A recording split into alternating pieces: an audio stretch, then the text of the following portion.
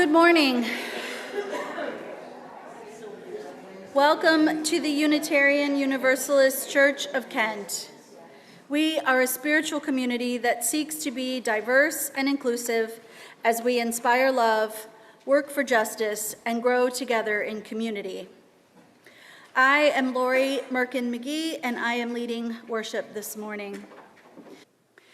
Thank you to our team leading worship this morning, our worship associate, Randy, Elaine, Kathy, and David, who are reading for us this morning, our music director, Emily, accompanist, Vanessa, our tech team, Julie, David, and Don, and our church administrator, Mary Beth, who prepared slides. Today's service was originally going to be based on our Soul Matters theme of justice and equity. But after the news of Reverend Stephen's passing, we knew we had to offer a different kind of service. I want to express my deep gratitude to Reverend Renee, who calmly, graciously, and lovingly held us and guided us in planning this morning's service. Renee, you are a blessing. And now, as we take our seats, take a moment to breathe, to enter into this time of community once again, and to invite the Spirit to be present among us as we come together in sorrow and love, to remember that joy and woe are woven fine. For what is grief, if not love, persevering? Come, let us worship together.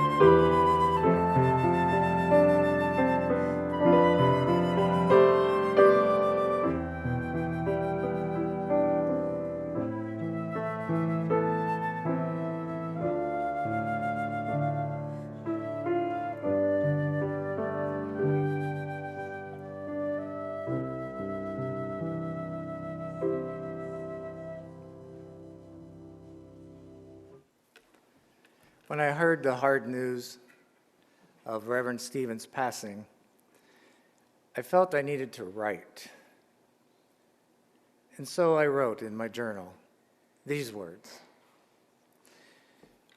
We're experiencing a time of shock and grief with the passing of our minister, Reverend Stephen. We question. Perhaps we have hard questions of uncertainty regarding the future. We wonder. We have questions that will go unanswered. Let us allow ourselves to feel the feelings of it all. No one was expecting this. We face a difficult reality. Most of us have experienced a troublesome event with which we have struggled. Many of us have the good fortune of going through that struggle with a loved one or a trusted friend or perhaps a loving family. In this healthy kind of relationship, we try to encourage one another, hold one another in love, and hold space for one another. We are present with and for one another. We remember, and we are containers of the many good words that Reverend Stephen shared with us. From the pulpit, he said, "Take care of one another."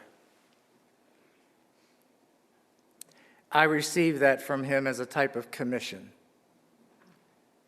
So we have the opportunity to do so today and in the coming days. We move forward. However, before moving forward, we pause. We breathe. We sit.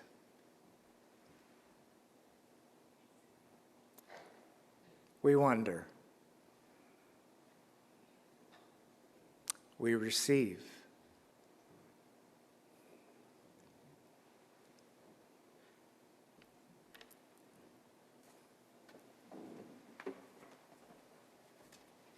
One of the last things that Reverend Stephen told me before he left for medical leave was where to find the candles of memory and hope in case someone in the congregation passed away.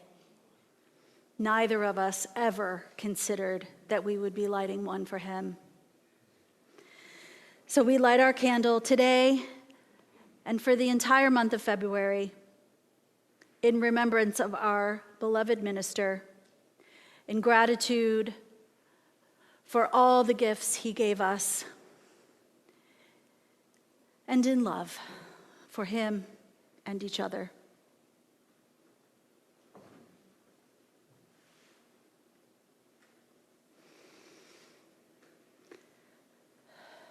We will now hold silence together for a few moments.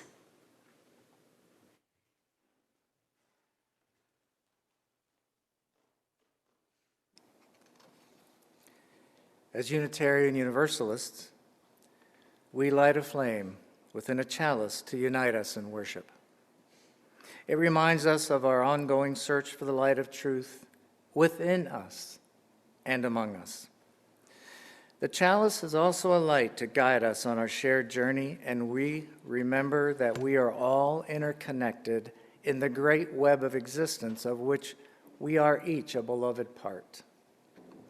And as Bryce lights our shared chalice, I invite those of you on Zoom to also light your home chalice. Please join us in the words of our chalice lighting by James Blake. Love is the spirit of this church, and service its law. This is our great covenant, to dwell together in peace, to seek the truth in love, and to help one another. Rituals are vehicles for transformation of meaning. Rituals provide order to the chaos of grief. They speak to our hearts and legitimize our emotions while forcing us to focus on the present. This morning, we have an embodied ritual of coming forward to choose an item or two from the tray to add to the water of joy and sorrow. While we sing, I invite you to come forward if you wish, to place an item in the water in remembrance and gratitude for all the joys and sorrows of our lives.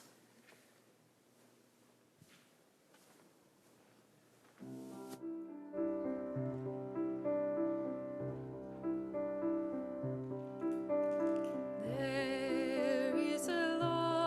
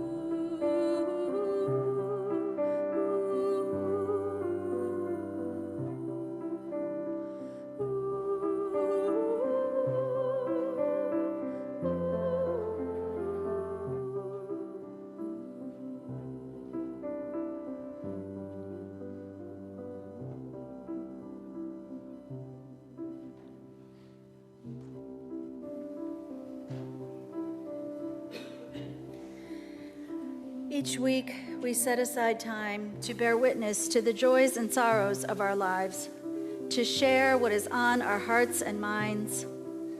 If you are on Zoom and have a joy or sorrow to share, please write it in the chat.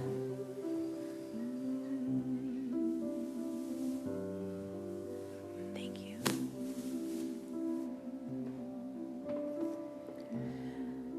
Michelle shares that a friend's son's Hodgkin's lymphoma has returned. We send thoughts of healing and love to them. Diane and Mike share that both of Diane's parents have been in the hospital this week at different times. We wish you love and healing and hope in this difficult time.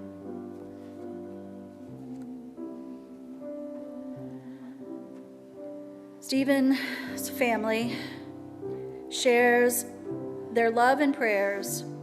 I love holding you during your time of grief and sorrow. We are so grateful that Stephen was shared with us. May he rest in peace. That was to Stephen Protzman's family.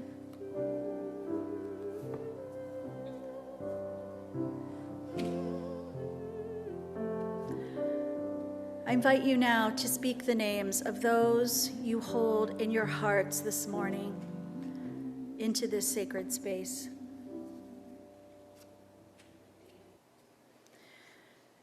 Pete shares the joy of knowing the great soul of Reverend Stephen, who has helped me immensely with my spirituality and introducing me to Unitarian Universalism.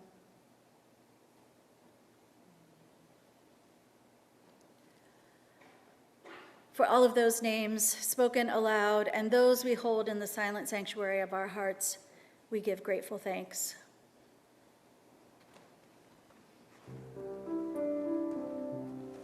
Sing one more time. There is a love holding us. There is a love holding all that we love. There is a love holding all. We rest in this love. We rest. We rest in this love.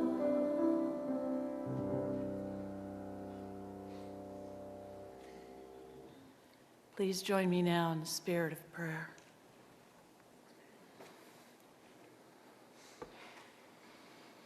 And first we breathe.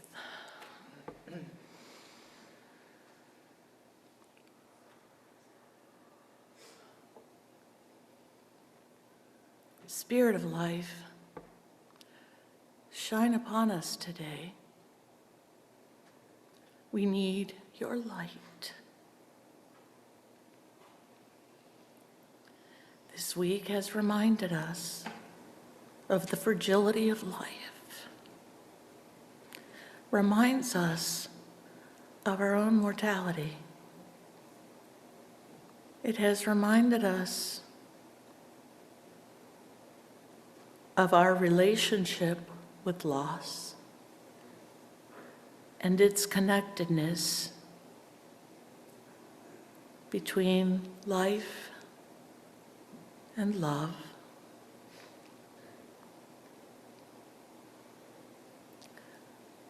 We are blessed with each day,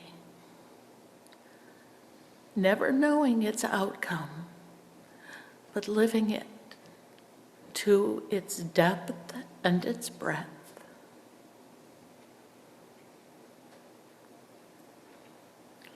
Spirit of life, shine on us today. Comfort us. Give us the strength and the love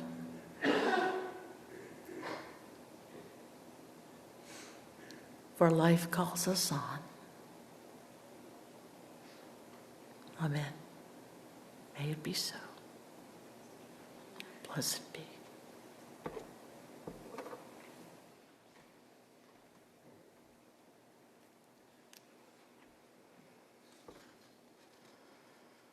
Our first reading, the embodiment of abundant love, is by Karen Johnston.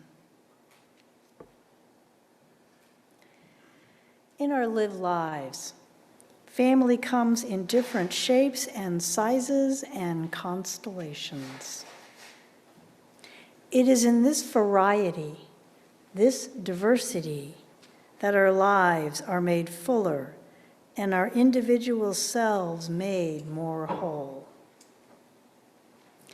It is in this variety, it is in this diversity that we look back to the ancestors, recognizing no monolith, but instead a rich texture that informs the foundation beneath us.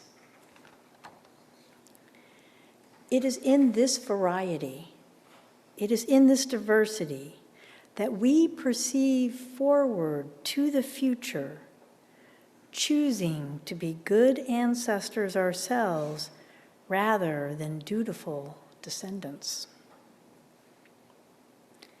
If we live our lives in recognition of this truth, there is no reason to act as if this is not true in death. Let us live into the truth that so many of us lean on in times of loss, that love lives on even in death. As this is the truth of this family in life, so it is true for this family in mourning, giving free rein to all who willingly offer themselves as voice and embodiment of abundant love. So may it be true for all. If I should die, and I will someday, I won't be far away. You will see me. When the big golden retriever ambles in and lies down under the kitchen table, he's lying at my feet. I'm in the chair. When Anne throws the covers off and heads for the warm bathroom, I'm in the dressing room, up and ready to go. I'm watching the birds at the feeder. I'm waiting for the tulips to bloom and the flowering shrubs to burst into color. I'm down in the barn, fiddling with the old tractor. Wherever I used to be, I am still there.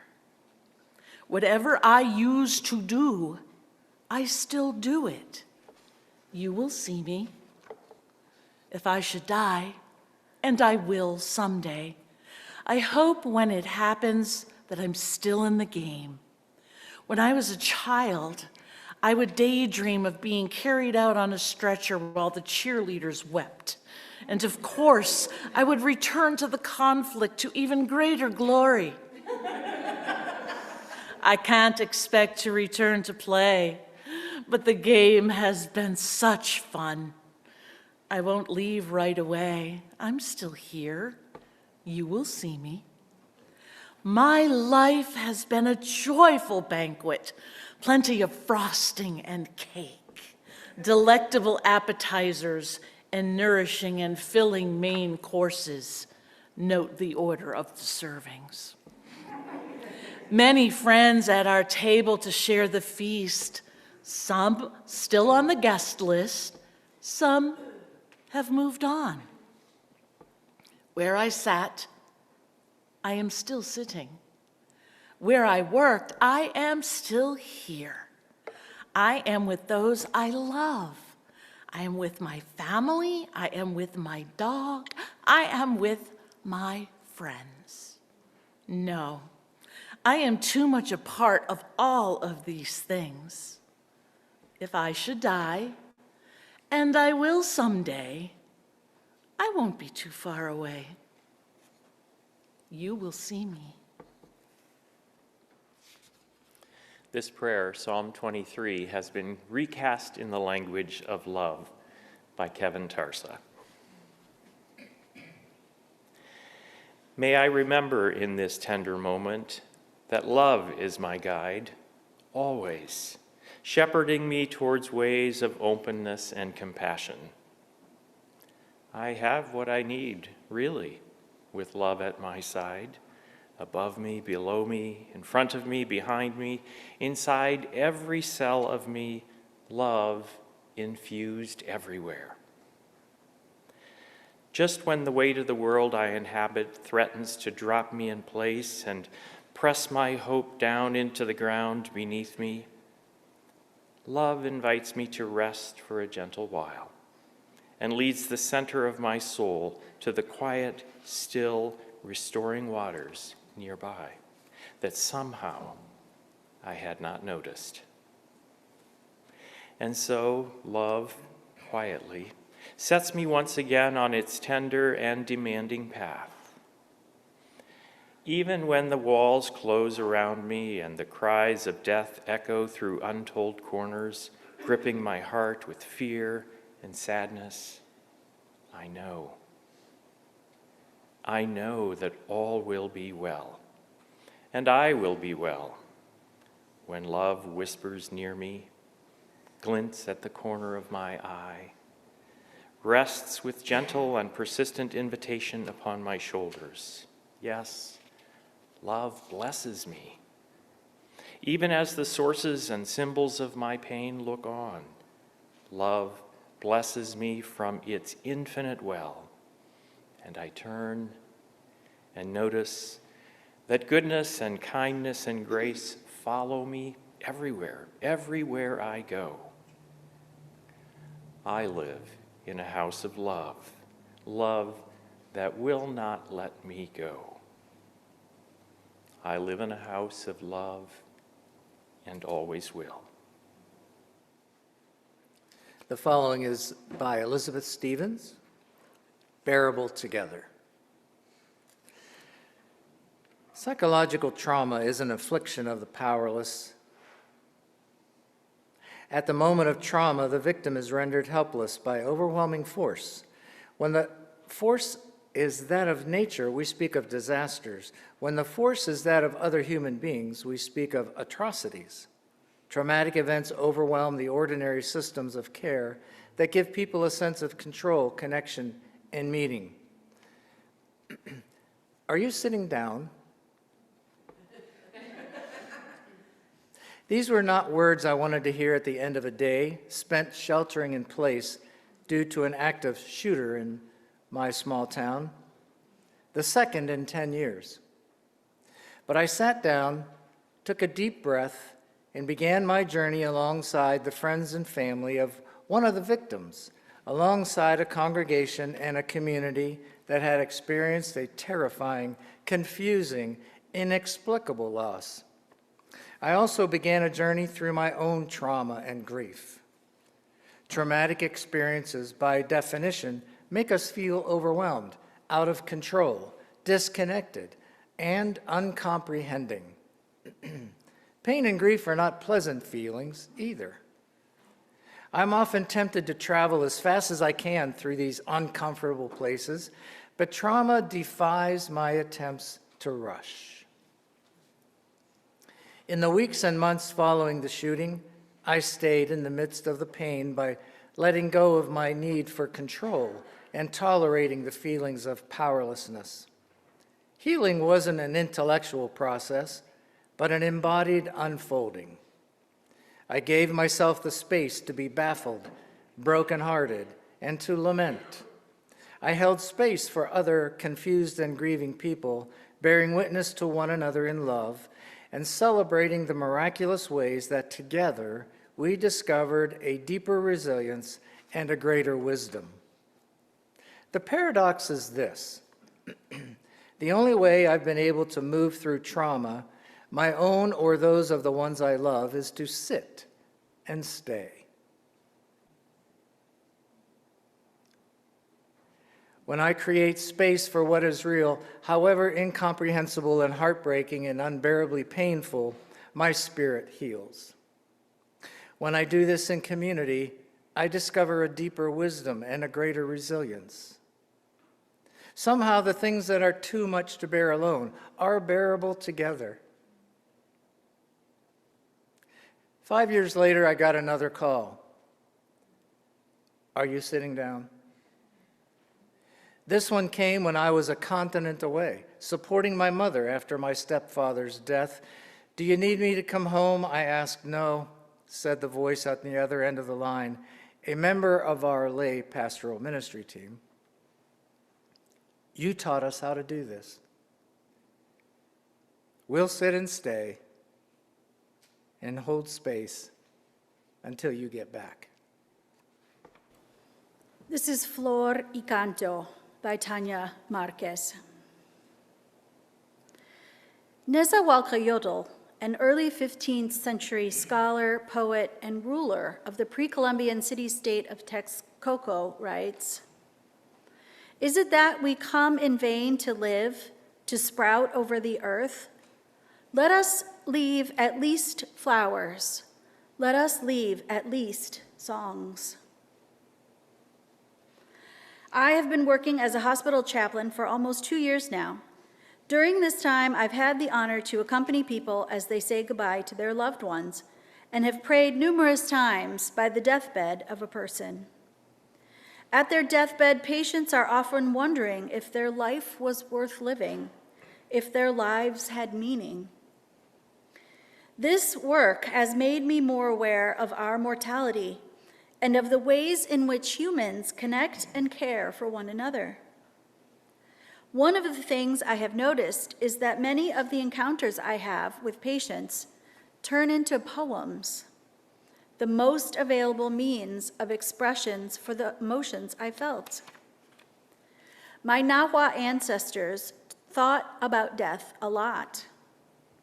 The little literature that survived the conquest tells us about how they wondered about what life was, what it meant to be alive, and how they often concluded that life on earth was but a dream.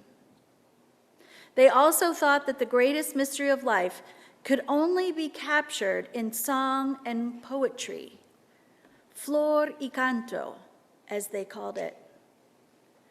This capacity to bear witness to the world, to life and death, and turn those experiences into flower and song is an ability we all possess. It is about letting the voice within speak in its own language, to not be limited by the structures we perceive, but to attempt to reach beyond, to be open to another way of perceiving the world, and perhaps to be open to new ways of understanding death, too. To create beauty amidst the suffering and chaos of our world is what Nezahualcóyotl is exhorting us to do. That when we become fully aware of our limited time on earth, we can still at least leave behind flowers and songs. Our hearts and spirits already know how to express themselves. We just have to open our hearts and let both flor y canto spring forth in song, in poetry, in actions that help make the world more beautiful, that help reveal deeper truths, that help us connect to the source of life. Since the beginning of recorded time, humans have created stories and poetry to try to understand death and dying and what comes after our all too brief lives on earth. No one people or culture has the answer, capital A, because it is impossible to know. There is folklore from every corner of the globe that strives to make sense of loss and to explore our human capacity to move through grief and find joy once again. We, as Unitarian Universalists, as a people of faith that finds meaning in theological plurality, we can take what we like from these lessons of the stories and to answer our own questions about death, grief, and loss. One of the stories that resonates with me is the parable of the mustard seed from Buddhist tradition. This story tells of a woman who has lost her beloved child. She takes the body of her child and begs the Buddha to bring him back to life. But instead, the Buddha asks her to fill a bowl with mustard seeds, which can only be taken from homes where no one has experienced death or grief. During her searching, she discovers that, of course, everyone around her has been touched by death in some way. She recognizes the impermanence of life and returns home to bury her child. Another story, The Burial Shirt by the Brothers Grimm, tells of another mother who lost her son and wept for him day and night.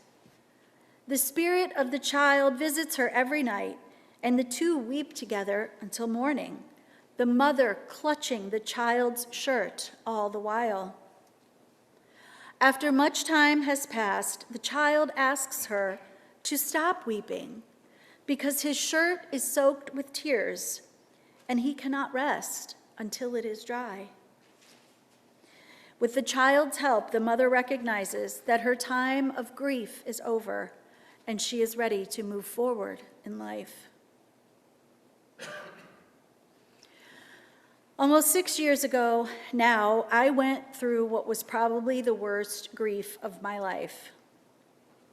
After 21 years of marriage, my ex-spouse suddenly decided that she was leaving.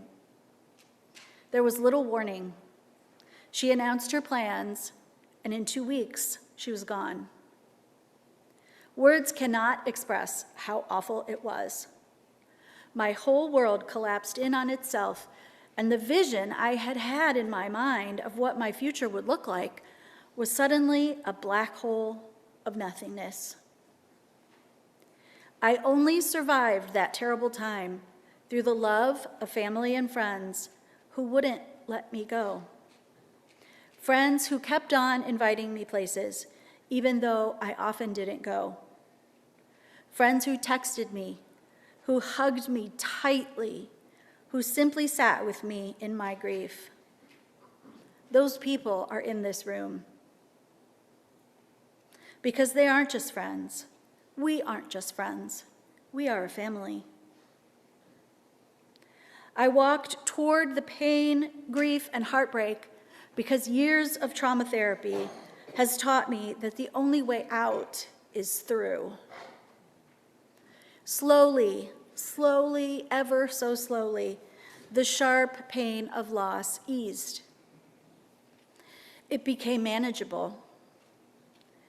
And one day I realized that the gaping hole of my future could actually be a tabula rasa that was mine alone to write on. In the midst of it all, however, there was also joy. Being with my grandchildren, celebrating birthdays and holidays, serving this church community, and working with Reverend Stephen. If someone had told me at the beginning of that journey that I would find love and happiness again, I would have laughed in their face. But here I am. This will happen for us one day, too. I am sure of it. But not right now. Right now, one thing is certain. We are living our own story of grief and loss. We are right now collectively experiencing the death of one of our own.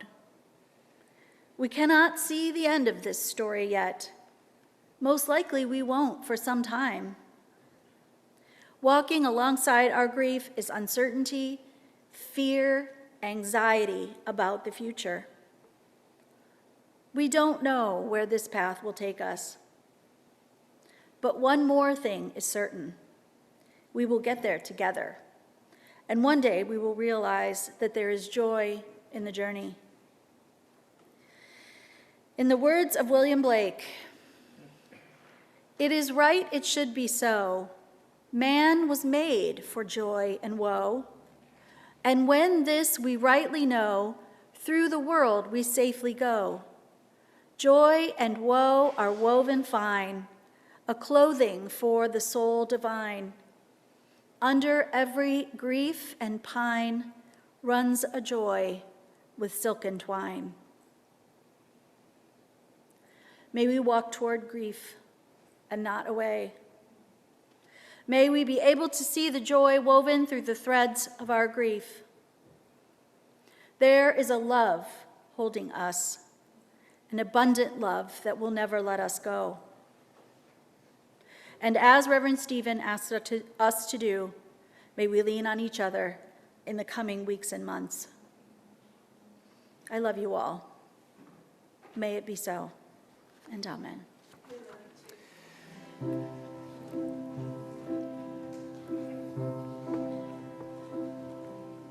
I am open and I am willing, for to be hopeless would seem so strange. Please sing with us. It dishonors those who go before us, so lift me up to the light of change. There is hurting in my family, and there is sorrow in my town. There is panic all across the nation, and there is wailing the whole world round. But I am open and I am willing, for to be hopeless would seem so strange. It dishonors those who go before us, so lift me up to the light of change. May the children see more clearly, and may the elders be more wise. May the winds of change caress us, even though they burn our eyes. But I am open and I am willing, for to be hopeless would seem so strange. It dishonors those who go before us, so lift me up to the light of change. Give me a mighty hope to hold my confusion. Give me a desert to hold my fear. Give me a sunset to hold my wonder, and give me an ocean to hold my tears. For I am open and I am willing, for to be hopeless would seem so strange. It dishonors those who go before us, so lift me up to the light of change.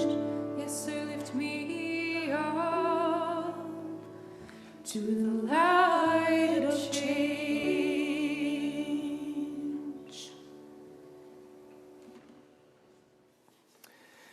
As we extinguish the chalice this morning, this afternoon, would you join with me in reciting the words for extinguishing the chalice.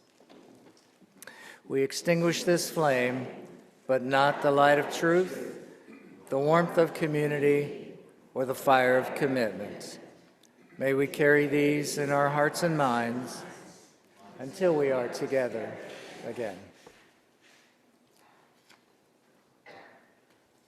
Please rise together as we sing Life Calls Us On.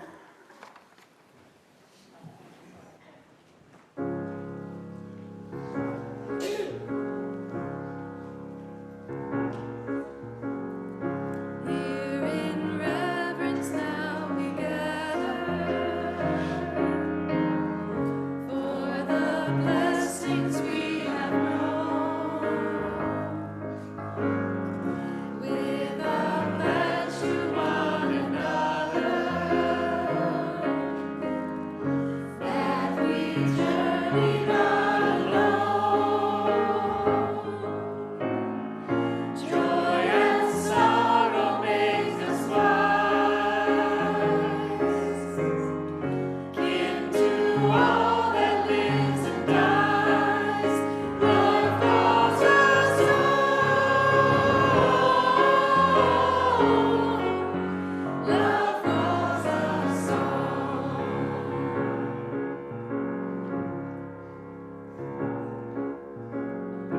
Words and deeds of those before us, wakened here to keep us strong.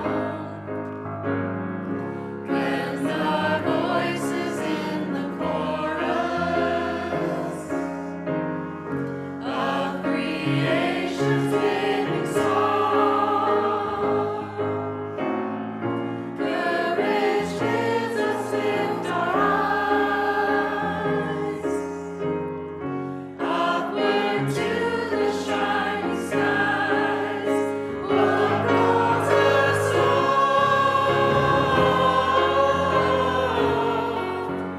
Love calls us on.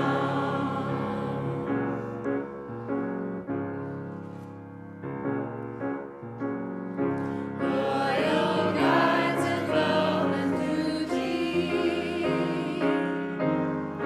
lead us with a trusted light. Bless our days with inward beauty,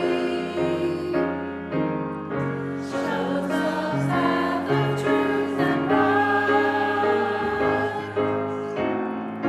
Honor is the earthly prize. Guide their work to realize. Faith calls us on.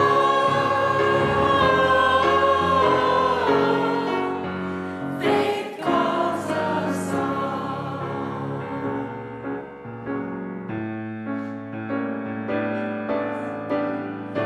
We have shared a radiant hour when the truth has made us free, and the Spirit's gracious power dreams of good that yet to be. Bright the path before us lies. Joyful pilgrims now we rise. Life calls us on.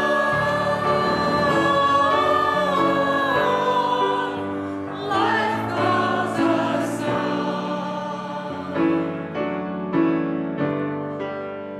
Life calls us on.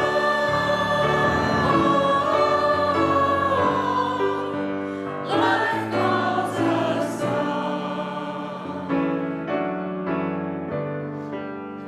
Life calls us on.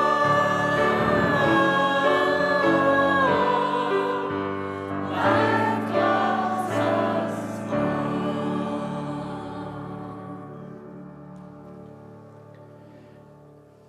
These are the words of the Reverend Wayne Arneson. Take courage, friends.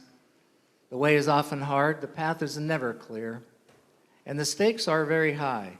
Take courage, for deep down there is another truth. You are not alone. May we always remember that we are held tightly in the arms of an abundant love that will never, ever let us go, and that indeed we are never alone. Amen. Blessed be.